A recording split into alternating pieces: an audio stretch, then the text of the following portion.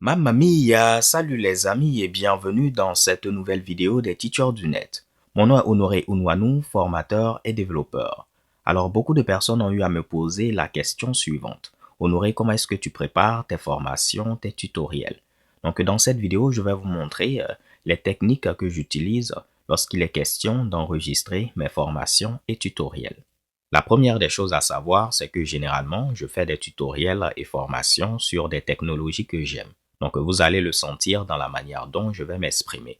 Donc, je ne serai pas en train de dire « Salut les amis, bienvenue dans cette vidéo où on va apprendre ceci ou bien cela ». Donc, la voix sera enthousiaste, étant donné que je serai content, tout heureux à l'idée d'enregistrer la dite formation. Le deuxième élément qui est également important pour moi, c'est de me sentir suffisamment à l'aise avec la technologie en question. Si je dois faire un tutoriel sur une techno que je n'ai pas suffisamment utilisée, je vais l'exprimer de manière explicite tout au début de la vidéo pour dire que je débute avec cela et puis je veux l'expérimenter avec vous. Donc cela est important parce que si je suis à l'aise avec une techno, je pourrai très facilement m'exprimer et puis montrer différentes astuces au fur et à mesure parce que je l'ai utilisé depuis un bon moment. La troisième des choses que je fais généralement, c'est que avant de faire la formation, pendant que je suis en train d'apprendre la techno, imaginons que je souhaite faire une formation sur React Native ou bien une formation sur Spring Boot. Pendant que je suis en train d'apprendre React Native et Spring Boot, je vais ici m'enregistrer. Pourquoi je le fais? Donc, le fait de m'enregistrer, cela me permet de me rappeler qu'à un moment donné, j'ai été un débutant. Parce que je vais faire des choses qui ne vont pas marcher, je vais aller sur Stack Overflow, je vais me gratter la tête, ainsi de suite. Donc, avoir ce petit enregistrement, pour moi, ce sera un témoignage du fait que tout le monde, à un moment donné, est un débutant. Et en l'occurrence, moi, pour cette techno-là, il y a un moment où je ne connaissais rien de la techno. Donc, c'est important pour moi de m'enregistrer afin de me souvenir de cela. Le deuxième avantage, c'est que cela va me permettre de me rappeler des problèmes que j'ai eu à rencontrer lorsque j'apprenais.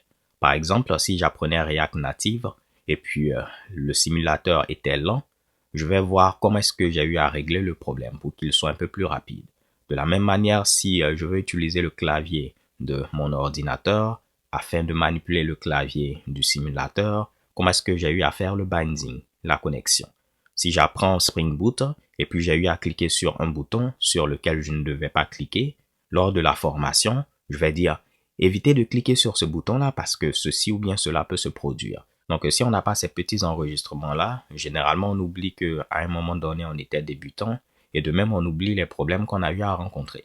Alors que croyez-moi, si vous faites votre formation et puis vous dites, par exemple, si vous avez tel ou tel problème, voici comment le résoudre, les gens seront contents de voir que vous avez pensé à ces petits problèmes parce qu'ils vont les rencontrer eux également. Et également, lorsque vous vous enregistrez, cela va vous permettre de commencer à avoir une idée du programme de votre formation.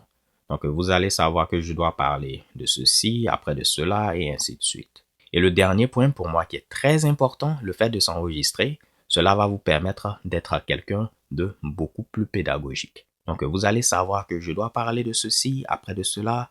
Sinon, si je parle de cela avant ceci, les gens seront un peu confus. Donc, le fait de s'enregistrer, cela va vous permettre clairement de voir quelle notion doit être abordée avant telle autre notion, quels seront les prérequis, et ainsi de suite. Et moi, j'accorde beaucoup d'importance à la pédagogie parce que c'est ce qui va faciliter après la compréhension de votre tutoriel ou bien de votre formation. Donc là, par exemple, voici un exemple de tutoriel que j'ai eu à faire lorsque je préparais ma formation Spring Boot. Donc, vous allez voir, je suis couché sur mon lit peinard, j'écoutais du Sam Smith, si je ne me trompe pas, et puis je vais passer au niveau des différentes étapes. Donc, comme on peut le voir, je crée mon projet, je rajoute ma vue, voici mon contrôleur et plein d'autres Mitsubishi. Donc, j'ai eu à m'enregistrer pour toutes les vidéos. Je pense que cette formation, il y avait 31 vidéos. Et voici toutes les vidéos de la formation Spring Boot. Comme vous pouvez le voir, j'ai enregistré même un mot de fin, présent tout juste en bas. Donc cela est un grand avantage. Même si je prévois faire la formation maintenant, vous voyez que c'était en 2018 et puis 2019 et tout, je pourrais regarder de nouveau toutes ces vidéos et puis me rappeler un peu des erreurs que j'avais rencontrées et ainsi de suite. Donc ça me permet de me rappeler que j'étais un débutant, voici les problèmes que j'ai eu à rencontrer, voici ce que je dois expliquer pour que les choses soient beaucoup plus simples à comprendre pour la personne qui va visionner après la vidéo ou la formation. L'autre chose que je fais également, c'est que pendant que je suis en train d'apprendre, je vais versionner mon code source. C'est-à-dire que je vais utiliser par exemple Git et puis dire voici ce que j'ai eu à faire, après j'ai eu à faire cela, après j'ai eu à faire cela. Ici également, l'objectif, c'est d'être beaucoup plus pédagogique lorsque je serai rendu à l'étape où je dois dispenser la formation. Pour ceux qui ont eu à regarder ma formation sur Laravel Livewire, vous voyez par exemple, là j'ai dit que c'est mon premier commit. Après, qu'est-ce que j'ai eu à faire? J'ai eu à rajouter la configuration de Livewire, j'ai eu à rajouter tel composant, j'ai eu à inclure ces différents Mitsubishi et après j'ai eu à voir que j'avais différents problèmes. Donc j'ai réglé ces problèmes. Et vous allez voir lorsque j'enregistre la formation ou bien le tutoriel, ce sera pareil. Je vais faire ceci, je finis cette étape, je fais pause. Je passe à l'autre étape, je fais pause. À la prochaine étape, pause. Et je suis sûr que en suivant les mêmes étapes que j'avais suivies lorsque j'apprenais, ceci va faciliter grandement la compréhension. Parce que c'est de cette même manière que probablement le lecteur va ici, penser lorsqu'il sera en train de regarder la formation en question. Donc la pédagogie, c'est très important, c'est ce qui va permettre aux gens d'être sûrs que en regardant vos tutoriels, vos formations, ces personnes pourront comprendre de manière assez simple ce que vous allez ici expliquer. Passons maintenant au cinquième point, ne rien poster si je ne suis pas satisfait à 90%. Donc là, c'est quelque chose de vraiment personnel. Je vous explique pour que vous puissiez avoir une meilleure idée. Donc pour moi, c'est vraiment une grande joie, une grâce, une bénédiction de me dire que je vais expliquer quelque chose qui a l'air compliqué et puis après, les gens vont comprendre cela de manière très simple. Donc lorsque j'enregistre mes tutoriels, je me mets à fond, je ne le fais pas à la légère. Donc si je finis d'enregistrer une vidéo et je vois que j'ai mal expliqué telle ou telle partie, généralement je vais reprendre l'enregistrement. Par exemple, actuellement, j'étais censé poster un tutoriel sur Django que j'ai eu enregistré avec une autre personne. Pendant que j'étais en train de monter la vidéo, je me suis rendu compte que il y a différentes parties que j'ai mal expliquées. Donc, en lieu et place de poster la vidéo, je sais que beaucoup de personnes vont comprendre, mais vu que je sais que 90% ne vont pas comprendre, je préfère ne pas poster la vidéo, même si c'est 85% qui vont comprendre et tout. Vous pouvez me demander comment est-ce que je mesure cela, mais je sais si j'ai bien expliqué quelque chose ou je ne l'ai pas bien fait. Donc, si je vois que il y aura des personnes qui ne vont pas assez bien comprendre ce que je vais expliquer, je préfère réenregistrer puis reprendre. Donc, par exemple, avec la formation Django que j'avais enregistrée avec la personne, je suis en train de l'enregistrer de nouveau de manière toute seule. On avait passé 3 heures là-dessus en train de parler, d'expliquer les choses, mais je vais reprendre ces 3 heures-là et puis après, je serai content de savoir que le résultat final, les gens vont mieux ici le comprendre. Dans ma tête, c'est comme si on m'a donné un petit don et puis j'ai connaissance de ce don et je fais les choses à la légère. Donc, c'est comme s'il y a 4 personnes qui sont là et puis sont en train de dire « Mais Honoré, on t'a donné ce petit truc-là et puis tu n'es même pas en mesure de le faire de manière sérieuse. » Donc, c'est pourquoi à chaque fois que j'enregistre une vidéo, il faut qu'elle soit bien expliquée, sinon je ne vais pas la poster. Je préfère réenregistrer plusieurs fois. Donc, vous allez voir, il y a certains tutoriels que j'ai enregistrés et puis il y a une partie qui n'a pas été postée. C'est parce que je n'ai pas encore trouvé la manière de l'expliquer de manière simple pour que tout le monde puisse comprendre. J'avoue que ça peut ne pas être bénéfique dans tous les cas parce que cela me fait perdre du temps, mais pour moi c'est du temps gagné parce que après lorsque je vais arriver à la bonne version où j'explique bien les choses, je dors paisiblement et puis je suis vraiment très content. Comme vous l'avez déjà probablement remarqué, j'adore tout ce qui est pédagogique. Donc, je vais vous donner quelques astuces que j'ai eu à, disons, apprendre au fil des années afin de faciliter la compréhension si vous décidez d'enregistrer vos propres vidéos ou bien donner des formations. Si vous regardez mes formations, vous allez voir très souvent, j'aime dire, ça va être très facile. Donc, sans le savoir, lorsqu'on dit que ça va être très facile, notre cerveau, il s'attend à quelque chose de facile. Donc, même si c'est un peu compliqué, le simple fait de dire ça va être très facile, ne vous inquiétez pas, vous allez voir que les gens ils vont comprendre parce que leur cerveau est prédisposé à comprendre, ok?